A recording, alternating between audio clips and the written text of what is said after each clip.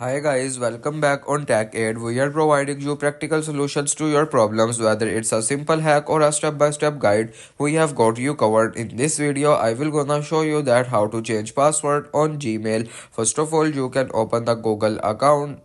I can already open the app. After opening the Google, you can just simply now tap on the profile picture at the top right side of the screen. And here you can just simply now tap on manage your Google account, and after this you can just simply swipe right of the middle of the screen. Now tap on security, and here you can just simply scroll down, and in the how you sign into Google section you can find the option password. Tap on it, and after a few seconds of loading you can just simply enter your password. After entering the current password you can see this type of interface. After this you can just simply enter a new password or confirm new password, or you can now tap on change password. After changing the Google account password, the Gmail password is automatically changed because the Gmail is connected with your Google account. If you want to keep your online activity private and access to restricted contents like I do, trying using a VPN. It's secure, easy to use, and makes some browsing safer. The link to buy is in the description below. If this tutorial helped, don't forget to like the video